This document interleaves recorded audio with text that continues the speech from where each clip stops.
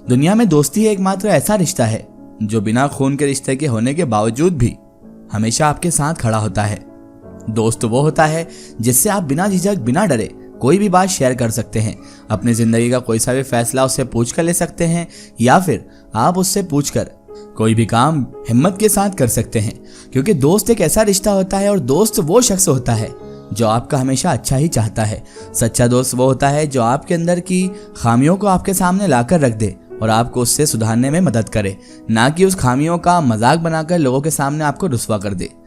दोस्त तो उस फरिश्ते की मानिंद होता है जो खुदा ने हमें इसलिए दिया है ताकि हमारी जिंदगी की आसानियां बढ़ती जाए और हमारी मुश्किलों में कोई हमारा साथ जरूर दे।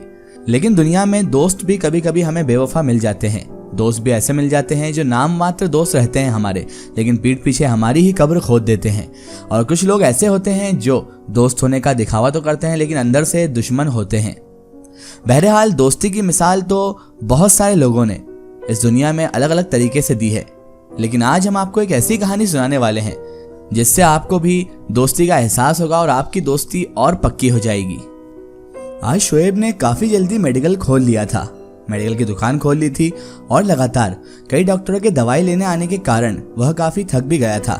तभी उसके सामने उसकी हम उम्र चश्मा लगाए हुए एक व्यक्ति अपने पूरे परिवार सहित आकर खड़ा हो गया। एक बार को तो शोएब भौचक्का सा रह गया और उछलकर अपने मित्र दानिश को गले से लगा लिया।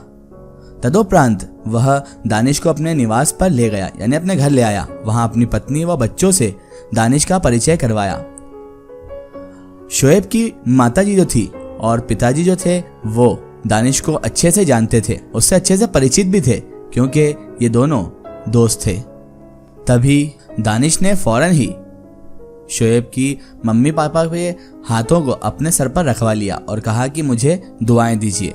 सभी लोग परस्पर एक दूसरे को अपना परिचय दे रहे थे और बातचीत कर रहे थे। तभी दानिश के छोटे लड़के ने दानिश से कहा, पापा आपने कभी हमें शोएब अंकल के बारे में नहीं बताया कि वह आपके इतने पक्के दोस्त हैं और बचपन के दोस्त हैं। यह सुनकर दानिश को कोई जवाब देते नहीं बन रहा था।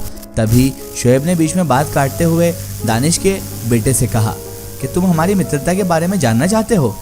सभी बच्चों ने शोएब की बातें सुनकर उसे चारों ओर से घेर लिया और कहा कि हाँ आप हमें अपने बारे में बताएं क्योंकि हम चाहते हैं कि हम भी आपकी दोस्ती के बारे में जानें। शोएब ने तभी दानिश की इजाजत ली और सुनाना शुरू कर दिया। दानिश ने सुनाया, ये उन दिनों की बात है जब शोएब 9वीं क्लास का स्टूडेंट था और पार्कर स्कूल के हॉस्टल में रहता था। रोज की तरह सुबह तैयार होकर वह स्कूल गया और स्कूल के उपरांत जब वो वापस हॉस्टल में आया तो देखा कि एक तगड़ा सा लड़का शोएब की चारपाई पर बैठा हुआ है। 2 व्यक्ति भी उस लड़के के साथ मौजूद थे। उन्होंने शोएब से पूछा कि आप बिलारी रहते हो? तो शोएब ने तुरंत हामी भर दी। उन्होंने बताया कि यह लड़का उनका छोटा भाई है जिसका नाम दानिश है और यह अब तुम्हारे साथ हॉस्टल में रहेगा। दानिश भी तब 9th क्लास में ही था। वह दानिश का शोएब से पहला परिचय था, यानी कि दानिश की पहली मुलाकात थी शोएब से। भाइयों के जाने के पश्चात दानिश और शोएब काफी देर तक बातें करते रहे। अपने बारे में दोनों एक दूसरे को बताने लगे। हॉस्टल में दानिश और शोएब एक ही कमरे में रहने लगे क्योंकि उन दोनों को एक ही कमरा अलॉट हुआ था। उनकी अलमारी भी एक थी। कुछ समय में ही दानिश और शोएब बहुत ही पक्के दोस्त बन गए। ऐसे दोस्त बिल्कुल जिगरी यार वाले। अब चाहे सुबह उठना हो, नाश्ता करना हो, पढ़ाई करनी हो या स्कूल जाना हो, दोनों दोस्त साथ साथ ही सब करते थे। साथ साथ स्कूल जाते, साथ ही में पढ़ाई करते और साथ ही में नाश्ता भी करते। क्योंकि दानिश का गांव बिलारी के नजदीक था, लिहाजा बिलारी से मुरादाबाद व मुरादाबाद से बिलारी आना जाना ही सभी संग संग ही होता था और दानिश और शोएब की दोस्ती इस तरह गहरी होती जा रही थी। आपसी सौहार्द के बीच दानिश और शोएब ने 9वीं क्लास अच्छे नंबरों से पास कर ली। दानिश के मम्मी पापा और शोएब के मम्मी पापा दोनों ही इस परीक्षा के रिजल्ट से काफी खुश थे और संतुष्ट थे। 9वीं क्लास के बाद अब 10वीं कक्षा में दानिश और शोएब पर बोर्ड की परीक्षाओं का काफी दबाव था। दानिश के भाई ने 10वीं 12वीं की परीक्षा में कॉलेज में टॉप किया था, लिहाजा दानिश पर भी अच्छे नंबर लाने के लिए काफी दबाव था। और वो कहते हैं ना कि खानदान में अगर कोई बच्चा टॉप मार दे और अगर आपके घर में ही मार दे तो फिर घर वाले इस तरह से आप पर दबाव बनाते हैं कि आपको भी अच्छे नंबरों से ही पास होना है और इससे भी ज्यादा लाना है। हमेशा उनकी अपेक्षा यही होती है। दानिश समय समय पर अपने भाई से बोर्ड परीक्षा में अच्छे नंबर लाने हेतु टिप्स ले लिया करता था। दानिश और शोएब दोनों ने जल्द ही अपना हाई स्कूल का पूरा सिलेबस कंप्लीट कर लिया था और बोर्ड की परीक्षाओं की तैयारी में जुटे हुए थे। उन दिनों प्री बोर्ड का चलन नहीं था, लिहाजा 6 माही परीक्षा ही प्री बोर्ड की तरह होती थी। 6 माही परीक्षाओं में पूरा कोर्स आता था। शोएब और दानिश दोनों अपनी क्लास टीचर से 6 माही परीक्षा के टाइम मिलने गए और उनसे पूछा कि इस अर्धवार्षिक परीक्षा का क्या महत्व है। तब उनसे उनकी क्लास टीचर ने कहा कि यह परीक्षा सिर्फ प्रैक्टिस के लिए है, इसके नंबर कहीं नहीं जुड़ेंगे, शायद इसका रिजल्ट भी ना आए। अब दानिश के और शोएब दोनों क्लास टीचर से बात कर हॉस्टल आ गए और यह सोचने लगे कि अर्धवार्षिक परीक्षा का देना या न देना एक ही बराबर है, तो हम ये परीक्षा दे या ना दें। पहले तो दोनों में यह विचार करा कि चलो परीक्षा देने में क्या हर्ज है, और इस प्रकार पहला पेपर दे दिया। लेकिन पहला पेपर दे दिया उसके बाद दोनों ने सोचा कि इस प्रकार तो काफी समय नष्ट हो जाएगा, हम परीक्षा ना देकर घर पर रहकर ही तैयारी करें तो ज्यादा बेहतर होगा। हॉस्टल के वार्डन, स्कूल के टीचर आदि जितने भी शुभ चिंतक थे, उन लोगों ने शोएब और दानिश को बहुत समझाया कि यह परीक्षा तुम्हारे फायदे के लिए ही है। लेकिन शोएब और दानिश के मानने के लिए उनके पास कोई वजह नहीं थी और वो मानने को तैयार भी नहीं थे। उनका तर्क था कि हम घर पर ज्यादा बेहतर तरीके से तैयारी कर सकते हैं। इस प्रकार शोएब और दानिश ने अगला पेपर छोड़ दिया। अब शोएब और दानिश ने सोचा कि घर जाकर तैयारी करनी है तो पहले आज चलो पिक्चर देख लेते हैं, और दोनों पिक्चर देखने चले गए। अगले दिन शोएब और दानिश बिलारी आ गए। वहां से दानिश अपने गांव चला गया और घर पहुंचकर शोएब ने अपनी माताजी को सारी बात बता दी कि वो दोनों 6 माही परीक्षा नहीं दे रहे हैं, अर्धवार्षिक परीक्षा छोड़कर आए हैं और घर पर रहकर ही बोर्ड एग्जाम की तैयारी करेंगे। शोएब की बात सुनकर शोएब की माताजी चुप रहीं और कुछ ना बोली। जब दोपहर को शोएब के पिताजी घर आए तो उन्होंने शोएब के द्वारा कही गई सारी बात शोएब के पिताजी को बताई। अब यह बात चल रही थी कि किसी ने दरवाजा खटखटाया और शोएब ने फौरन दरवाजा खोलकर देखा कि दानिश के दोनों बड़े भाई उसके घर आ पहुंचे हैं। अब तो शोएब के पिताजी व दानिश के दोनों भाइयों ने मिलकर शोएब और दानिश के दोनों की बहुत डांट लगाई और उन्होंने तुरंत वापस जाकर अर्धवार्षिक परीक्षा में शामिल होने के लिए कहा। अभी तो घर में शोएब और दानिश के नए पिक्चर वाली बात बताई ही नहीं थी, वरना क्या होता कहना मुश्किल था। घर वालों के हुक्म के मुताबिक शोएब और दानिश दोनों के दोनों वापस हॉस्टल आ गए और अगले दिन अर्धवार्षिक परीक्षा की तैयारी करने लगे। सुबह जब क्लास टीचर, वार्डन आदि लोगों ने शोएब और दानिश को देखा तो वह मन ही मन मुस्कुराए और उन्हें समझते देर न लगी कि कान कहाँ से उमठे गए हैं। कुछ दिन तक तो शोएब और दानिश को बड़ा असहज लगा, लेकिन बाद में जीवनचर्या आराम से बीतने लगी। जल्द ही अर्धवार्षिक परीक्षा का परिणाम भी आ गया। शोएब और दानिश के सभी विषयों में अच्छे नंबर थे, सिवाय उन 2 पेपरों के जिनमें वह अनुपस्थित थे। जिसके पश्चात शोएब और दानिश दोनों अपने अपने घर आ गए और बोर्ड परीक्षाओं की तैयारी करने लगे। धीरे धीरे बोर्ड की परीक्षाएं नजदीक आ रही थी और आखिर वह दिन भी आ गया जब बोर्ड की परीक्षाएं शोएब और दानिश को देनी थी।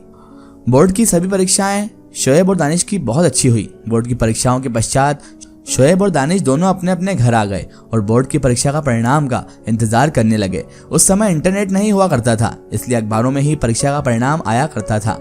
शोएब प्रथम श्रेणी में बोर्ड की परीक्षाओं में पास हुआ, जिसकी सूचना शोएब के ताऊजी स्वयं चंदोसी से लेकर आए थे। शोएब को दानिश के परिणाम की भी चिंता थी। उसने अपने व्यक्तिगत सूत्रों से पता लगवाया कि दानिश का परीक्षा परिणाम क्या रहा, तो पता चला कि दानिश भी प्रथम श्रेणी में पास हुआ है। 8 दिनों के बाद दानिश और शोएब दोनों अपनी अपनी मार्कशीट लेने कॉलेज साथ साथ आए। मार्कशीट आ चुकी थी। दानिश और शोएब दोनों मार्कशीट लेने तुरंत अपने क्लास टीचर के पास पहुंचे तो पता चला कि शोएब 65% और दानिश 75% लेकर आया है। ये देखकर शोएब का फ्यूज उड़ गया और वह सोचने लगा कि दानिश ने और उसने दोनों ने साथ में तैयारी की थी, साथ साथ पढ़े थे, लेकिन नंबरों में इतना फर्क कैसे? 8 या नंबर 10 नंबर ज्यादा होते तो बात अलग थी। मगर शोएब ने दानिश से उस समय कोई बात नहीं की और दोनों चुपचाप वापसी बिलारी आ गए। घर पर बहुत खुश हो गए थे सब लोग इनके रिजल्ट देखकर। शोएब और दानिश के माता पिता उनकी परफॉर्मेंस से बहुत ज्यादा खुश थे, लेकिन शोएब के मन में यह सवाल बार बार खाया जा रहा था कि दानिश के नंबर इतने अधिक कैसे आए। इसी दौरान दानिश के यहाँ एक प्रोग्राम का निमंत्रण शोएब के घर आया और उस निमंत्रण में दानिश ने शोएब को यहाँ पर आने का वादा भी लिया। शोएब दानिश के घर प्रोग्राम से पूर्व भी पहुंच गया। वहां उनके माता पिता का आशीर्वाद लिया। दानिश का घर गाँव में बड़ा आलीशान बना हुआ था। दानिश अपने घर की छत पर शोएब को ले गया। वहां शोएब और दानिश दोनों चुपचाप बैठे रहे। दानिश शोएब की प्रश्न सूचक दृष्टि भाप गया था और उसने शोएब से पूछा कि तुम मेरे इतने अच्छे नंबरों से प्रसन्न नहीं हो क्या दोस्त? शोएब ने कहा नहीं नहीं, ऐसी कोई बात नहीं है। दानिश ने शोएब से कहा मैं तुम्हारा मित्र हूं, अगर कोई बात हो तो मुझे बेझिझक पूछ सकते हो। तभी शोएब ने दानिश के ऊपर प्रश्नों की बौछार कर दी, जिसका सार यह था कि जब वह दोनों साथ साथ पढ़े, साथ साथ घूमने गए और साथ साथ ही तैयारी करी तो दोनों के नंबरों में इतना फर्क कैसे। दानिश यह सुनकर थोड़ी देर शांत रहा। फिर उसने बताया कि वह सिलेबस में प्रयुक्त गणित व साइंस की किताबों के अतिरिक्त अन्य किताबों से भी पढ़ाई किया करता था, जिससे कि अच्छे नंबर आ सके। शोएब को दानिश की यह बात सुनकर बहुत गुस्सा आया और शोएब ने दानिश से कहा कि यह बात तुमने मुझसे क्यों छुपाई, तुम्हें मुझे बतानी चाहिए थी कि तुम अन्य लेखकों की किताबें भी पढ़ते हो। दानिश ने तुरंत अपनी गलती स्वीकारी व भविष्य में कभी भी इस प्रकार की प्रतिस्पर्धा न करने की कसम ली। काफी देर आपसी बहस के बाद दोनों इस नतीजे पर पहुंचे कि 11वीं कक्षा में एक जैसे विषय होने पर प्रतिस्पर्धा तो होगी, और अगर प्रतिस्पर्धा यानी कंपटीशन हुआ तो मित्रता बचाना मुश्किल हो जाएगी। अतः 11वीं में शोएब और दानिश ने अलग अलग विषयों का चयन किया। इस प्रकार दोनों अपने अपने विषयों में अपनी अपनी तैयारी करते थे। इस प्रकार दोनों ने 12वीं में गुड सेकंड डिवीजन से पास की और शोएब तत्पश्चात चंदोसी और दानिश आगे की पढ़ाई के लिए लखनऊ चला गया। इसके बाद दोनों का संपर्क काफी दिन तक बना रहा, लेकिन आज जब तुम लोगों ने हमें देखा मिलते हुए, यह हमारे 10 साल के बाद की मुलाकात थी। यह कहकर शोएब शांत हुआ और तालियों की गड़गड़ाहट के साथ सभी बच्चे शोएब और दानिश की कहानी सुनकर खुश हो गए। और उसने बताया कि दोस्ती इसी का नाम है कि जब एक दूसरे से कोई कंपटीशन ना हो और एक दूसरे का हमेशा भला सोचा जाए।